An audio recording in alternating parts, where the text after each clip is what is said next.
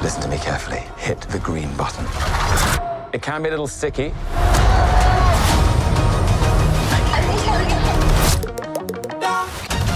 I need everyone to help us fix it. Oh, it's a party. Loki, how much do you know? Let's assume I don't know much, but I'm a fast learner, and I'm a god. Well, let's start at the beginning. Here we go. So it's now or never. There's something you have to see.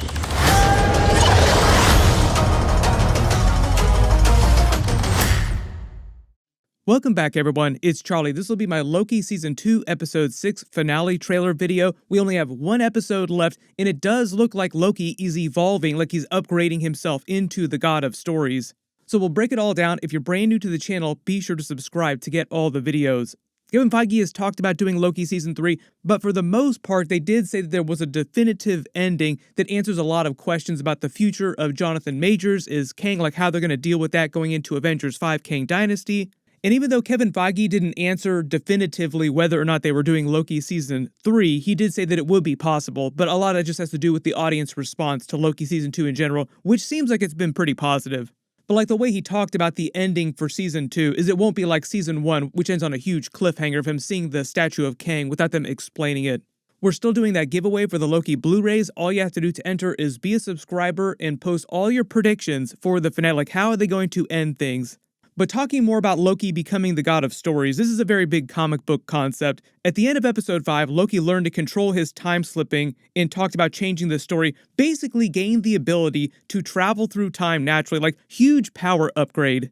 So he ends the episode purposefully traveling back to the moment in time right before the timeline blew up in the TVA control room here so that they could try things differently, like basically replay the events that happened before this and try things differently so the timeline would not blow up. But I think that's actually a big misdirect, and one of the big concepts of the episode is the idea that they don't need the sacred timeline the way they've been thinking about it before. Like, the Loom is like this cage that's been controlling the sacred timeline, and I think that they've actually been thinking about this wrong the entire time. Loki's been talking about wanting to preserve the TVA, like basically keeping things status quo, like we need to control these other branch timelines. There are a couple of them that exist right now. When in reality, I think they'll find a way to allow the wider multiverse to exist, like the whole concept of the Loom won't actually matter at the end of the episode. Like they'll realize, oh, we don't need the Loom, like this doesn't have to actually exist in order for the TVA to continue existing and doing what they want it to do, being a positive force for good. So I think that's going to be one of the big turns in the episode. Like, early prediction is they find out, wait, no, we've been thinking about this wrong the entire time. We don't actually need the Loom itself. But Loki can basically now do what all the Kangs do, like the Council of Kangs. Every variant of Kang can do, controlling time without the need for technology. So yes, he is like way more powerful, but I think in the MCU, they sort of rein this in a little bit. Like, he's not the god of all reality. Like, he can change the timeline, so to speak, but only on a smaller scale. And for the most part, he can only jump around in his own timeline. So it's probably the way that Marvel is using to keep him from getting too overpowered, because otherwise he would very literally be the god of all reality. Maybe he'll boast about that the next time he sees Thor when they do their eventual reunion, like, guess what? I'm the god of all reality now. Isn't that special? But here's the thing, in the trailer, there's actually this green effect of traveling through the timeline. I think this is meant to show Loki's perspective traveling through his own timeline, like what it actually looks like when he's time slipping on purpose. And that's what the green lines are, like Loki's magic, but they look like the timelines as you're traveling through them. This also kind of looks like one of the promos they released, which is Loki in this garb, which is basically like a representation of Loki as the God of Stories. So that's why a lot of people are like, he's probably turning into the God of Stories. They've also based a lot of inspiration for the Loki characters in Season 1 and Season 2 on God of Stories Loki from the comics. Now, the comics are obviously a little bit different, and they're just borrowing some inspiration from those. For instance, Sylvie's horns look just like his horns. But originally in the comics, the way that Loki became the God of Stories, like he transformed from the God of Lies into the God of Stories because he unlocked some secret abilities that he didn't know about inside himself. And that's kind of what we've been seeing on the TV show so far.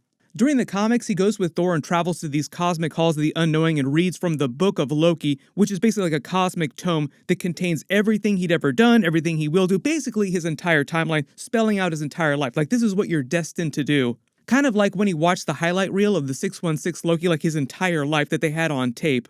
That Loki strikes up a bargain with the Cosmic House of Ideas, which was a big Marvel comic book Easter egg in real life. In real life, Marvel's used the slogan, the House of Ideas, for years, like Stan Lee used to talk about it way back in the day. There's a version of that in the Marvel Universe. Loki travels there and speaks with the cosmic beings who actually write the books, like the Book of Loki, basically scripting his entire life, saying how things will go, what he's destined to do, and strikes up a bargain with them to change his story, quote unquote, making it better, like he wants to do more positive things, so he strikes up a bargain with them to add pages to his book, basically adding a bunch of adventures, completely changing what he's destined to become. And as part of the bargain he makes with them, he agrees to eventually die, like the hero, quote unquote, is destined to die. It's kind of like Loki traveling to Marvel comic books in real life and talking to the writers like, hey, could you actually change this story? Which is a trope that they've used in some other people's comics. It's almost like Loki breaking the fifth wall, like he realizes that he's a fictional character in a story and then asks the writer to change the story. They kind of did a version of this during the end of the She-Hulk series where she talks to like the robot version of Kevin Feige, like she travels to actual Marvel Studios, breaking the fourth wall and the fifth wall. You're the one who's making all the decisions here? I will answer your questions. I'm not happy with what's happening in my story. Jen, please stop. Oh, and when are we getting the X-Men? I cannot tell you that. Loki kind of did a version of this inside the Marvel Universe. But when he leaves, they did wipe his mind, so he forgot that he was able to even change his story.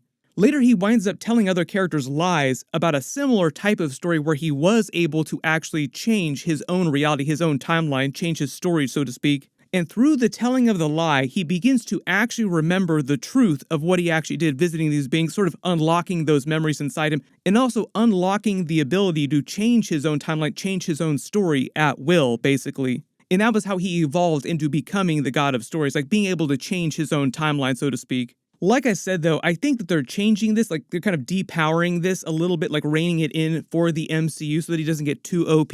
Like he can only change things about his own life. He can't change the lives, like the reality of every single other character. But I think they're doing this before Avengers 5 Kang Dynasty just because it'll make Loki a much bigger asset. Like he'll be able to jump around in his own timeline during Kang Dynasty and it'll help them in their battles. Post all your theories about this in the comments below, like Loki becoming the god of stories, being able to travel around inside his own timeline, change things about his own life, and how they use that to their advantage in the future of the Marvel Universe. There's a bunch of new footage from episode 6. Like I said, it's mostly them replaying the events of previous episodes, like when Loki is talking to Obi about being a god. Like, you might not understand everything that you're telling me here, looking at this little Back to the Future model of the TVA. But I am a fast learner, and I am a god. Just more jokes about him being a god. Then telling Victor Timely which buttons to hit, like they're basically retrying things, and he doesn't turn to spaghetti this time, it sounds like. But there are a couple moments where he does turn to spaghetti, so maybe Loki actually jumps around in his own timeline a couple times in the episode, like he went back at the beginning of the episode, so like, oh, we get to try things again, but maybe they also muck it up again, and he has to travel back to this point again, like, okay, well, let's try this a couple more times. Like, how many times are we gonna watch Victor Timely turn into spaghetti here? And then it seems like at some point he walks out on this platform without a spacesuit himself. Early theory is that this is actually from one of the last scenes in the season, and it's after they sort of realize what's really going on with the loom and how they're going to fix things, and it's completely different from what they've been thinking before. Like I said, I think the idea is that they ultimately will realize that they don't need the loom to exist in order for the TVA to continue existing, for reality to continue existing. And I think this sort of plays into He Who Remains, like ultimate ideas. We haven't really gotten into this in a couple episodes. Like there was a teaser for him at the beginning of episode 4. Like he has this grand plan and seemingly has accounted for his own death. Like he knew that it was going to happen. That'll probably influence the events of episode 6. Miss Minutes seems like she actually knew what that plan was, and she will be coming back during the episode, so we'll see about that. There's also that whole side plot with her wanting a body. I don't know if they're going to have time to pay that off. The episode will be a little bit longer than normal episodes, though. Post all your He Who Remains theories in the comments, too. Like, how do you think that he's going to try and influence this actual story? Like I said, I think it has something to do with the concept of the loom itself. Like, the loom is his way of controlling everything, and he wants to maintain that, even though he seemingly died. There's still a lot of questions, like we're mostly talking about Loki becoming the god of stories and being able to travel around in his own timeline, basically like the most powerful version of Loki that we've ever seen. But that's really just like part of the episode. Separately, there were a bunch of reports in the past week about Marvel pivoting when they get to Avengers 6 Secret Wars and using like a different concept for a main villain during that, maybe eventually actually doing a version of God Emperor Doom. I did a separate video about this a little while ago. Some of the stuff in the report got into like the Blade movie. There have been some people trying to debunk some of that stuff, but some of it is still true. For the most part, I believe Marvel's path forward is that they're still using the Council of Kangs as like a big concept during Avengers 5 Kang Dynasty. None of that stuff has changed. That's basically the Council of Kangs versus the current main version of the Avengers. The roster for the new Avengers might cycle just like a little bit, but we're supposed to get some teasers for that by Captain America 4. We'll probably see the new version of the Fantastic Four, maybe a couple of the new mutant characters during that, like obviously Deadpool 3 is meant to set up Avengers 6 Secret Wars, but I'd be surprised if he isn't involved in some way with Avengers 5. The original version of the Secret Wars movie was going to be sort of a combination of the original Secret Wars from the 1980s and the more modern version. There was going to be a multiverse version of the Avengers team that would fight a Beyonder character, but that Beyonder would have been like another variant of Kang. Then I think Marvel got cold feet, like Jonathan Majors had all of his legal trouble, and Ant-Man the Wasp Quantumania underperformed. So there was just a number of reasons why Marvel was like, maybe we should do something a little bit different for Secret Wars. Maybe we will actually do a version of Doctor Doom as the main villain. That movie isn't going to come out till at least like 2027. It could get delayed even more, so I wouldn't worry too much about that right now. But supposedly at the end of Loki Season 2, Marvel will answer a lot of those questions. Maybe not in a definitive, like there'll probably still be a lot of questions.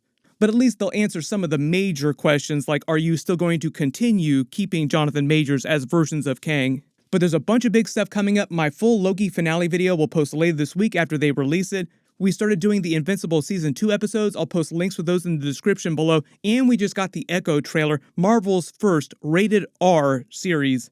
It's going to be a big Daredevil Kingpin series too, so it definitely feels like they're trying to make it like the classic Daredevil Netflix series, like the classic Marvel Netflix Defender series in general. They're also releasing like a brand new brand called Marvel Spotlight for those types of grounded, hardcore, mature rated shows. The producers were also using Ghostwriter to explain some of the concepts behind Marvel Spotlight, so you have to imagine that a lot of the shows that they release under that will feel kind of like the classic Marvel Netflix shows.